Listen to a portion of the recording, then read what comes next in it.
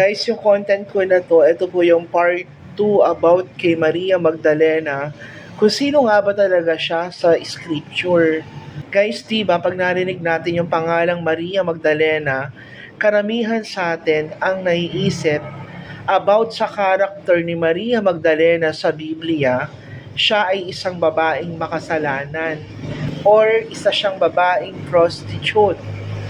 Ayan ang thinking sa kanya ng karamihan, na siya ay sobrang makasalanan sa paningin ng karamihan.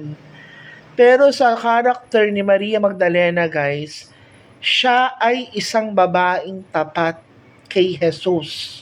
Nakalagay sa scripture, sa Biblia, si Maria Magdalena ay ginamot ni Jesus. Siya ay pinagaling ni Jesus mula sa 7 demonyo na nakasanib sa katawan niya, na naging dahilan upang ialay ni Maria Magdalena ang kanyang buhay kay Jesus. Kaya siya naging isang tapat na tagapaglingkod ni Jesus. Kaya dahil dito, tinawag siyang apostol ng mga apostol. Si Maria Magdalena ay walang basihan na siya ay isang babaeng makasalanan o masamang babae na inuugnay sa prostitusyon.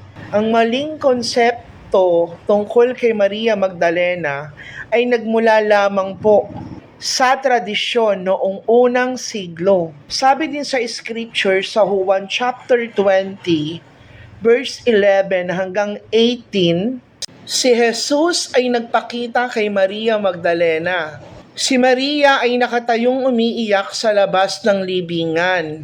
Nang yumuko siya at sumilip sa loob, may nakita siyang 2 anghel na nakadamit ng puti at nakaupo sa pinaglagyan ng bangkay ni Jesus. Isa'y sa gawing ulunan at ang isa namay sa paanan. Tinanong nila si Maria, "Babae, bakit ka umiiyak?" Sumagot siya, "May kumuha po sa aking Panginoon at hindi ko alam kung saan siya dinala." Pagkasabi nito'y napalingon siya at nakita niya si Jesus na nakatayo roon. Ngunit hindi niya nakilala si Jesus iyon. Tinanong siya ni Jesus, "Babae, bakit ka umiiyak? Sino ang hinahanap mo?" Akala ni Maria ang kausap niya ang hardinero. Kaya't sinabi niya'y, "Ginoo, kung kayo po ang kumuha sa kanya, pakituro nga po ninyo sa akin kung saan ninyo siya dinala. Kukunin ko." "Maria," sabi ni Jesus.